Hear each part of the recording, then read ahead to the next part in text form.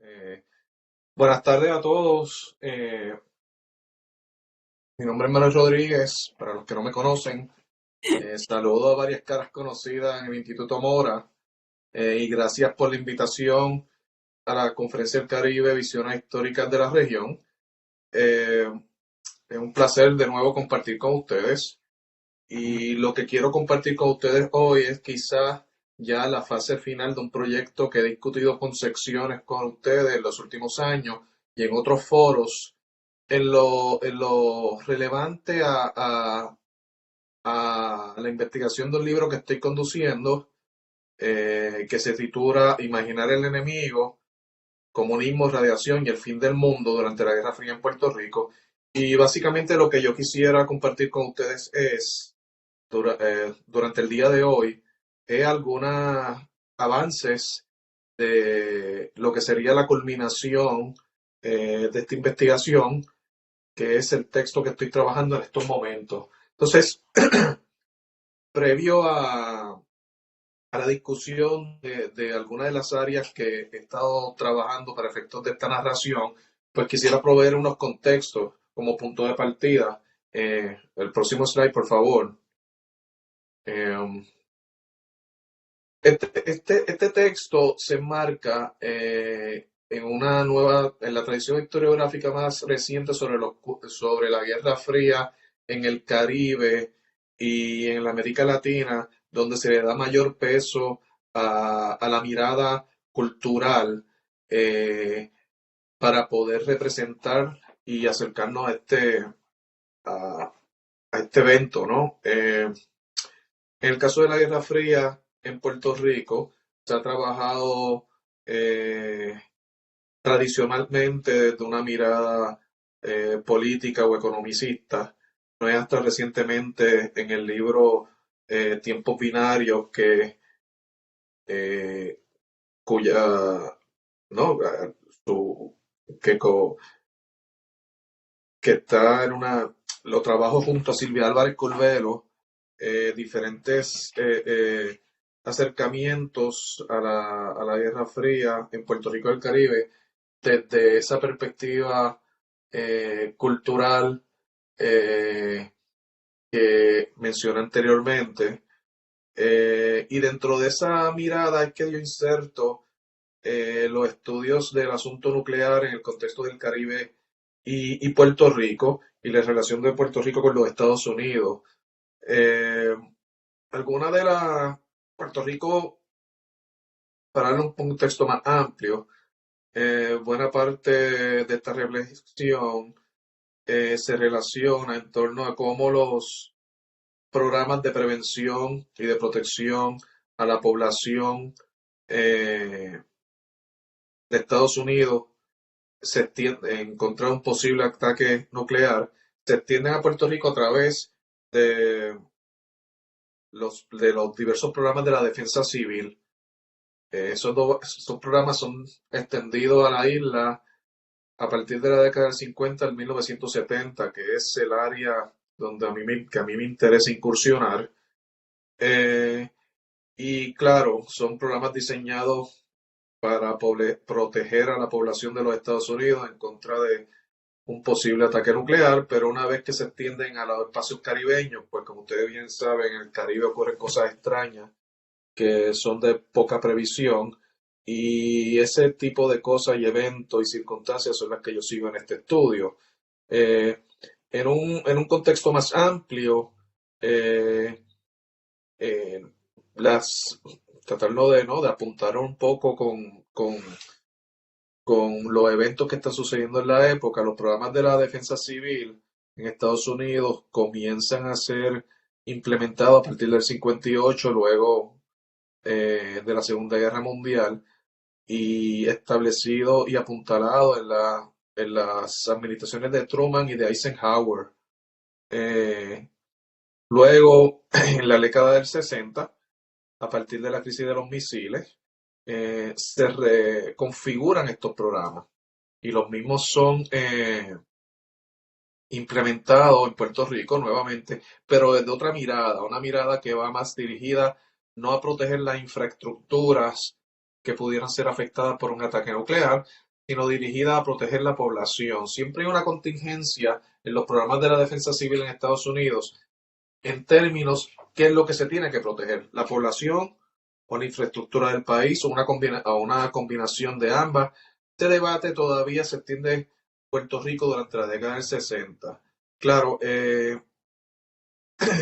las administraciones de Truman, Eisenhower y Kennedy hacen extensiva toda esa programación en contra de lo que pudiera ser un ataque nuclear articulada en los programas de la defensa civil durante ese periodo entre finales de la década del 40 y principios de la década del 60.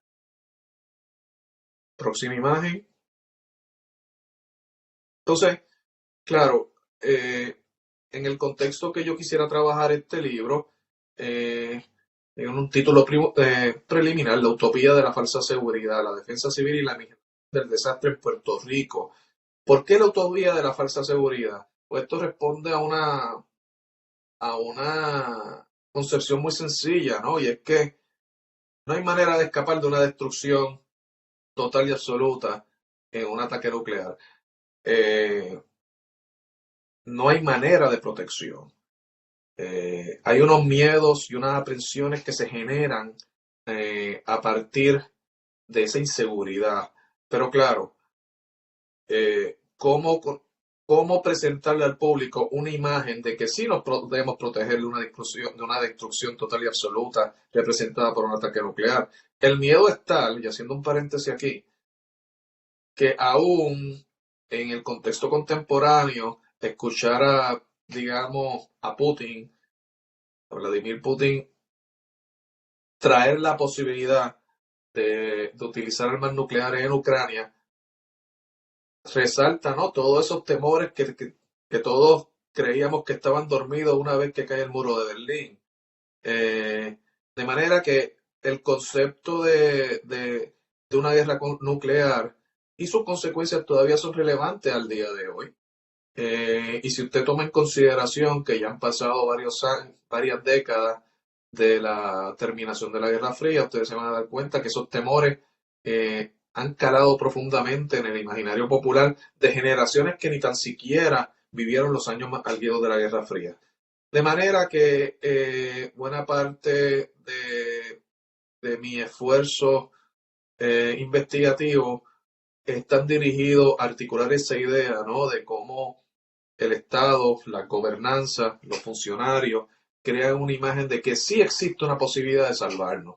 Y esa es la imagen que yo, pues es el concepto que yo irvano a través de los capítulos de lo que va a ser este libro y las consecuencias y las representaciones de esa posibilidad de destrucción y de crear esa falsa seguridad a la que alude el título de esta investigación.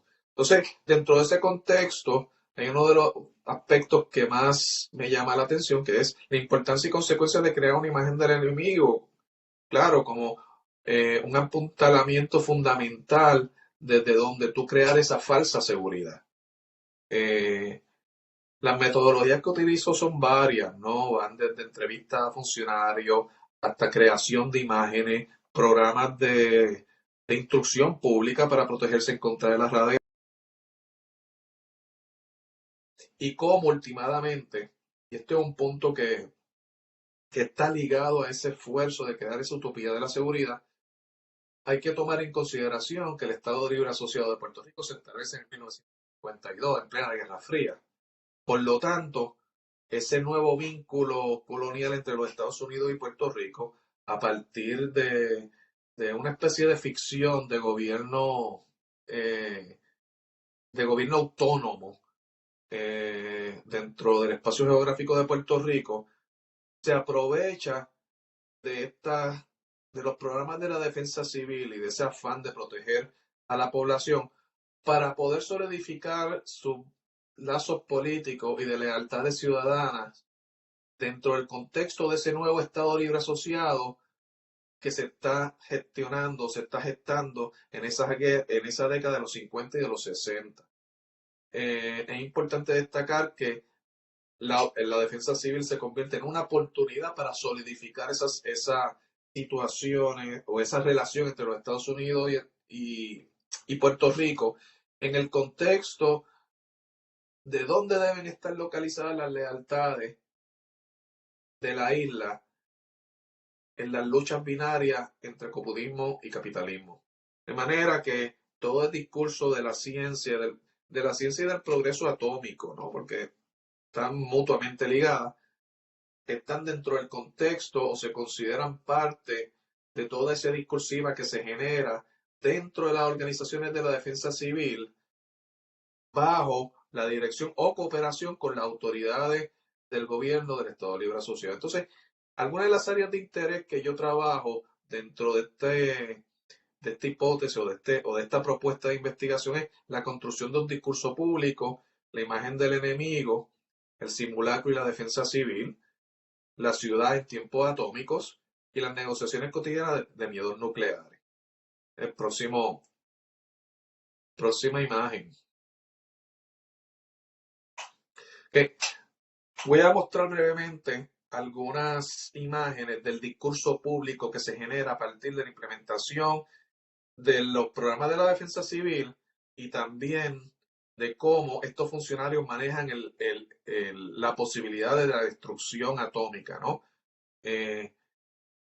Trabajo diferentes funcionarios que voy ahora a discutir con ustedes en breve, pero a manera de contexto, quisiera, ¿no?, añadir que la imaginación del desastre, según la trabaja Susan Sontag, comienza con la posibilidad de una guerra nuclear que causaba un terror paralizante a la población que buscaba desesperadamente alternativas para sobrellevar su angustia ante la posibilidad de perecer en un apocalipsis atómico.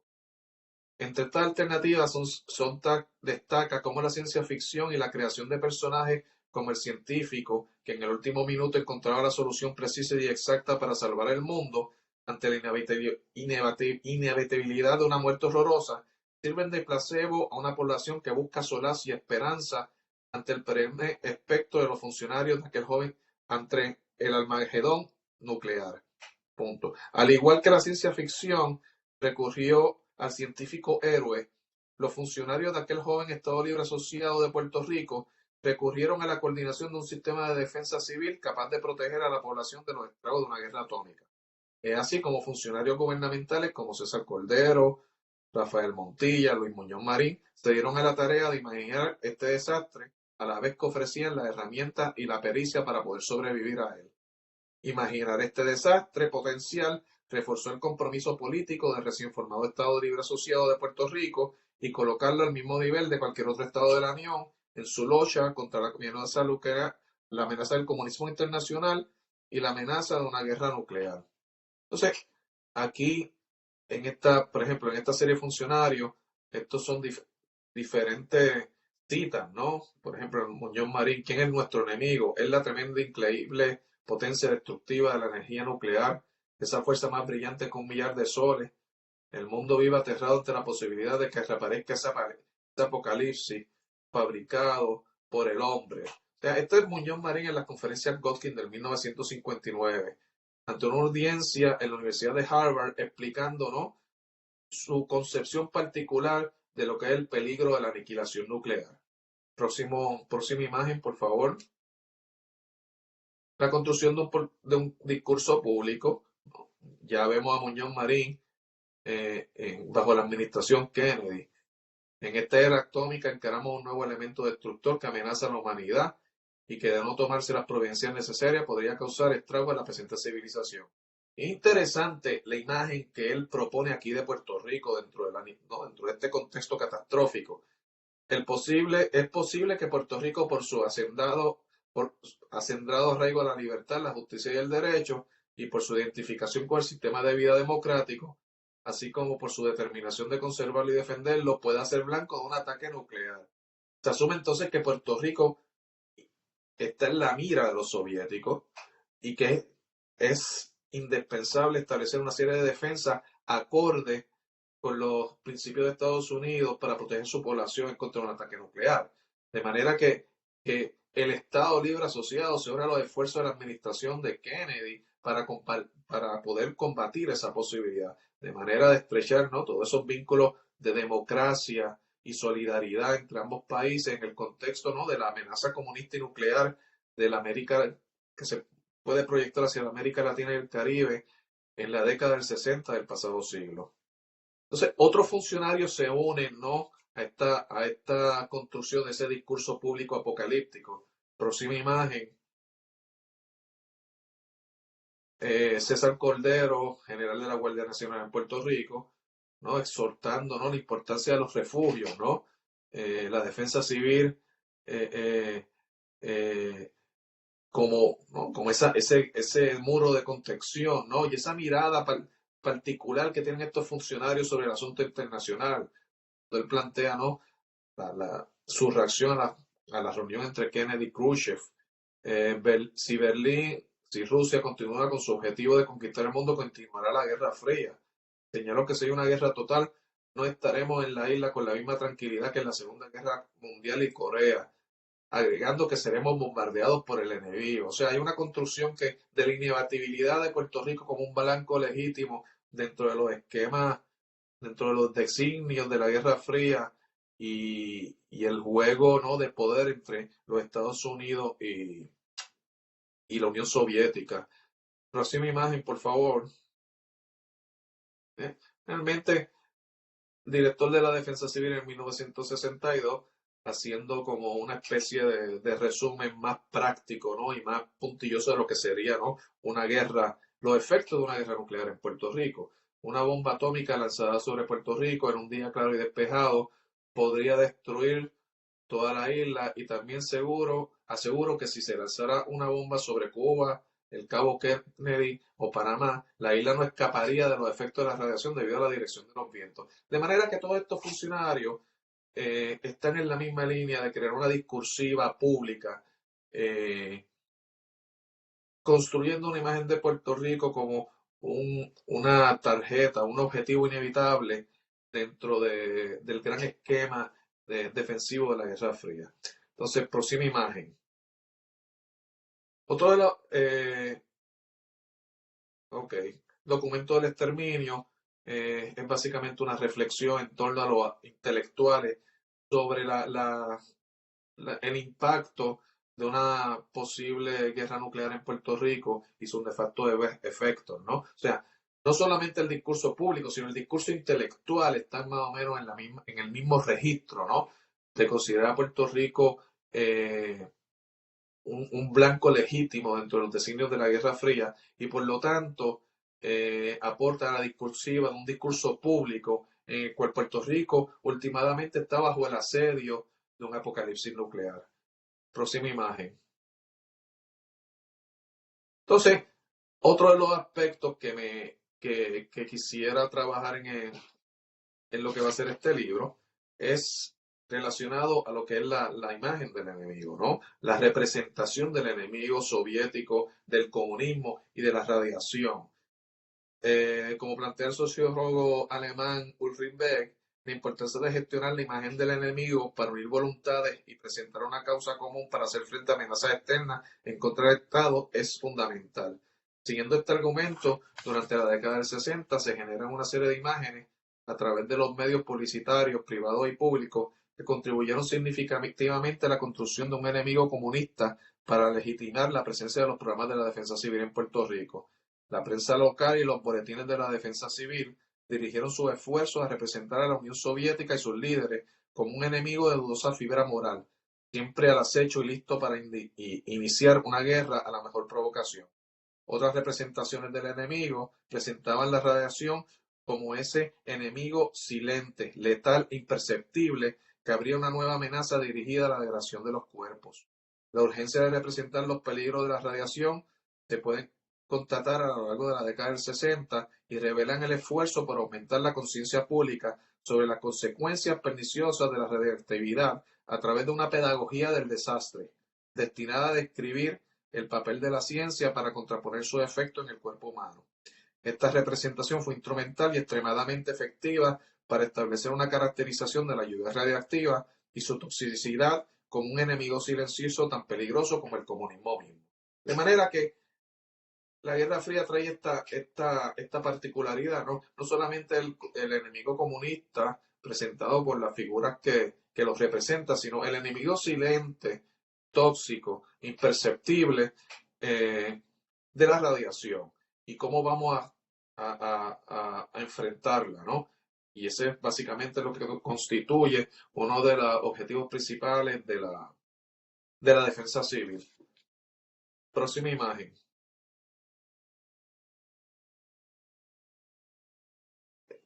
Es fundamental el simulacro dentro del contexto de la defensa civil. Practicar a nivel poblacional cómo vamos a enfrentar el desastre tiene una carga simbólica y discursiva que envuelve varios aspectos de la sociedad en Puerto Rico durante la década de 50 y 60, porque estos simulacros eran bastante frecuentes. En este capítulo del libro Defensa Civil y Simulacro se propone estudiar cómo la defensa civil estableció un programa de capacitación para entrenar personal y al público en general en las destrezas necesarias para enfrentar los estragos de la radiación. Se analiza el círculo de educación de defensa civil de voluntarios y maestros a través de películas y foros sobre los orígenes y efectos de la lluvia radiactiva. A lo largo de este entrenamiento, modelado según un protocolo disciplinario militar, se buscaba transformar a los ciudadanos en tropas de choque dedicadas no solo a detectar y combatir la radiación, sino a derrotar los intentos del comunismo de destruir sus comunidades. Se establece entonces la noción Foucaultiana de una gobernanza biopolítica de potenciar la vida a través del entrenamiento riguroso dispensado por el Estado para contrarrestar los efectos de la radiación. Los simulacros fueron presentados por las autoridades territoriales como un deber y compromiso ciudadano por los Estados Unidos en la importante coyuntura de un joven Estado Libre Asociado que buscaba apuntalar lealtades, la lucha contra el comunismo hemisférico en las turbulentas aguas de la Guerra Fría. De manera que el simulacro trabaja en dos categorías. La primera, establecer unos sistemas de gobernanza para proteger la población y en una manera más soslayada, ¿no? Establecer, ¿no?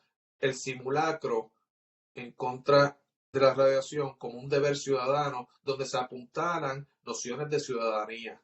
La realidad del asunto es que a la hora en que se daban estos simulacros, eso era una excusa para establecer una fiesta y un carnaval en la calle, según he podido investigar en alguna documentación, pero aparte, ¿no?, de todo ese sesgo carnavalesco, había una intencionalidad de parte del Estado, ¿no? Próxima imagen. La ciudad como blanco de ataque atómico. Es interesante porque esa imagen que ven en la extrema derecha es una hoja de cotejo de estructuras en Puerto Rico. Eso quiere decir, durante la Guerra Fría hay una especie de censo de estructura, ya que no hay dinero para construir refugios, los edificios públicos y algunos edificios privados, casas particulares, tenían que someterse a una especie de examinación, ¿no? Grosor de papeles, grosor de paredes, eh, cantidad de materiales utilizados, tipo de material para poder calificar o aprobar la casa o la estructura pública como un lugar donde se pudiera refugiar la gente en caso de un ataque nuclear. Así, este estudio propone implementar esta parte ¿no? del libro, propone examinar la implementación y el impacto de los programas de refugio radiactivo en Puerto Rico del 50 a la década del 70. Tal iniciativa se extendió desde los Estados Unidos hacia Puerto Rico y previo a su implementación se procedió a la evaluación de miles de propiedades públicas y privadas para verificar si calificaban para un refugio o no.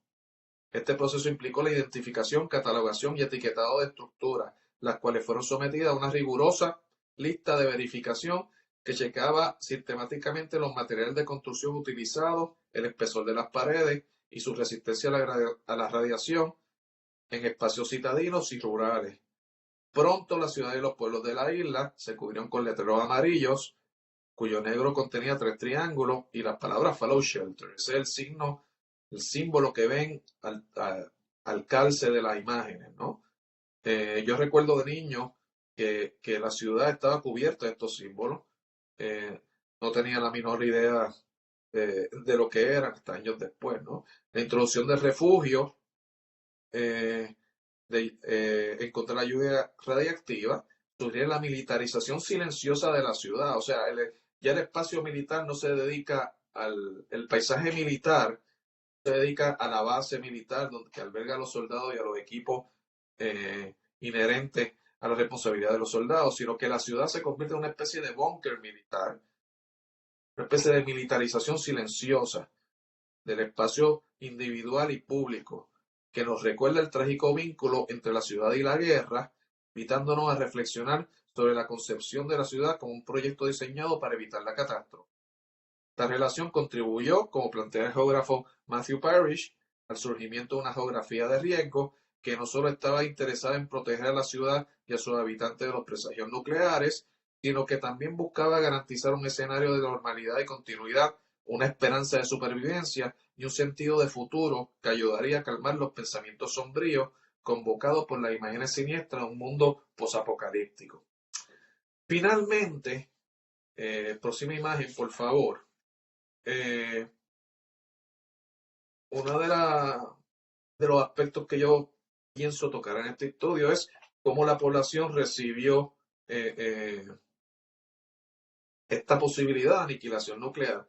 Van a ver una serie de folletos empezando de izquierda a derecha. Ese es un refugio donde está la familia al calce de la imagen. Es un refugio en uno de, me parece que en el área central de Puerto Rico. Eh, ¿no? Donde vemos una familia campesina refugiada. Si sabemos que, si ellos tienen conciencia que hay una posibilidad de un ataque nuclear o no, eso habría que reflexionarlo con más calma. Pero aparte de esa imagen particular de ese refugio, hay diferentes imágenes, como pueden ver, eh, de la prensa, de la defensa civil. El Servicio de Extensión Agrícola de Puerto Rico también tenía un programa bastante robusto sobre prevención nuclear para las familias de la isla, y todo este aparato propagandístico basado en esa posibilidad de aniquilación, era bastante común entre su distribución era bastante robusta entre los miembros de la población en Puerto Rico, y era bastante discutida en foros, en talleres, en escuelas, en universidades, por parte de la defensa civil y el gobierno de la isla. Pero todo esto está diseñado dentro de la, ¿no? dentro de la mirada o del concepto de la utopía de la seguridad que mencionaba al principio de la presentación, en la cual se pretendía crear una imagen de que había una posibilidad de salvación a partir de la inminente, de un posible ataque nuclear. Y esto responde también, o esto puede explicar en parte, cuál era la presión de las autoridades en crear esa utopía de la seguridad entre la población. Cindy Katz acuña el concepto de special fetishism, que es, la traducción sería fetichismo espacial, como artilugio para distraer las angustias de aquellos que esperaban algún ataque furtivo que acabe con sus vidas.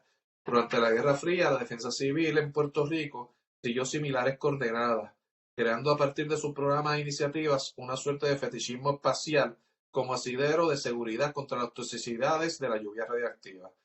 Siguiendo esta vertiente, este estudio, la propuesta de este libro, discute las diferentes percepciones y reacciones de la población local a los programas de defensa civil, cuestionándose si las agencias gubernamentales podían cumplir con su papel de proteger a la población de los efectos de la radiación, o si la posibilidad de ofrecer un mínimo de seguridad no era más que una fantasía inalcanzable. En este contexto, una mirada a los periódicos y publicaciones locales de aquella época revelan cómo las potenciales víctimas de un posible ataque nuclear participaron de ese fetichismo espacial brindado por la defensa civil, con la esperanza de sobrevivir las inclemencias radiactivas convocadas por la furia atómica. Con la ayuda del personal de la defensa civil, se utilizaron recursos para construir refugios, se desarrolló un sentido de conciencia hacia los peligros que representaba el envenenamiento por radiación y también sobre el papel desempeñado por Puerto Rico en el orden geopolítico internacional establecido por la Guerra Fría. En este contexto, este capítulo y esta investigación apunta a la reafirmación de la defensa civil y sus iniciativas programáticas en Puerto Rico como intento de construir una utopía de seguridad para el país. Aunque no podía garantizar la supervivencia de la población frente a la posibilidad de un armagedón nuclear, esta utopía contribuyó a aliviar la pesada carga causada por la angustia y las ansiedades planteadas por tal posibilidad. A pesar de que los horrores de la radiación nunca se materializaron en la isla, los esfuerzos de esta agencia dejaron una profunda huella en una población que comenzaba a ver sus instituciones gubernamentales como una parte indispensable de su vida cotidiana, expectativas y una garantía de un futuro más esperanzador y menos incierto. Tales expectativas trascenderían la Guerra Fría al definir un nuevo papel de gobierno en la vida de una población territorial que persistiría en el Puerto Rico contemporáneo. Entonces, con esta breve reflexión sobre esta investigación, los dejo y dejo la mesa abierta, ¿no? Para luego de concluir la sesión, discutir algunos aspectos del trabajo.